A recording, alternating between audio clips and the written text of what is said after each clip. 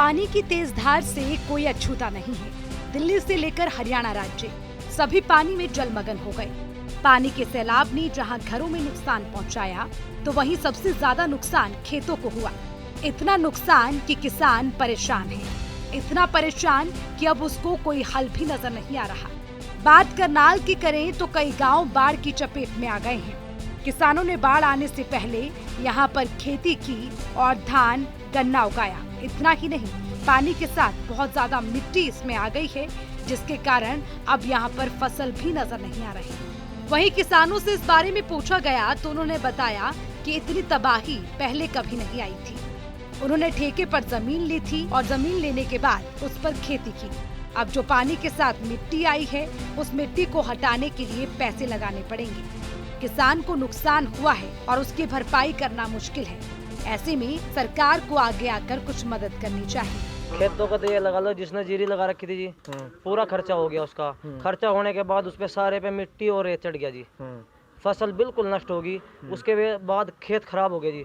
अगर अब से भी ठीक करने लगेंगे, अगर दोबारा पानी ना आया ना, तो कम से कम एक किले पे मान लो जी, मतलब 1 किले पे 50,000 का नुकसान है। मेन तो ये है ये।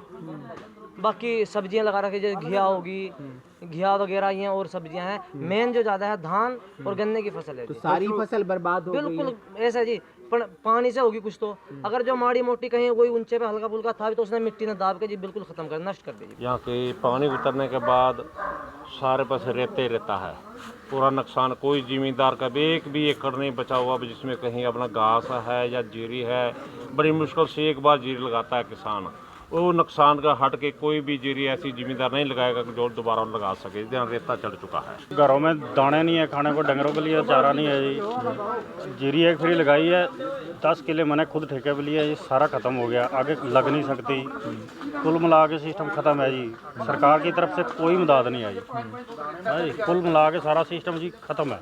60,000 रुपया किला है, 10 किलो का आप रोयल पाओ, उसका खर्चा सारा लगाओ, सारा सिस्टम खत्म है जी। क्या पानी आ गया, रेता पानी आ गया, रेता पहले पानी आया, उसके बाद वो रेगा चढ़ गया, रेत चढ़ गई, सब खत्म है। किसानों का नुकसान इतना ज्यादा है कि किसान इसकी भरपाई करना तो दूर, इस पर सोचना भी मुश्किल है, क्योंकि यहाँ जमीन का ठेका 60,000 रुपए प्रति एकड़ है और किसान पर अपने परिवार का गुजारा करने का एकमात्र तरीका खेती है।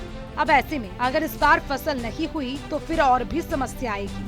किसान कर्ज में डूब जाएगा। ऐसे में किसानों को अब सरकार से मुआवजे की उम्मीद है। सूर्य समाचार के लिए करनाल से हिमांशु नारंग की रिपोर्ट।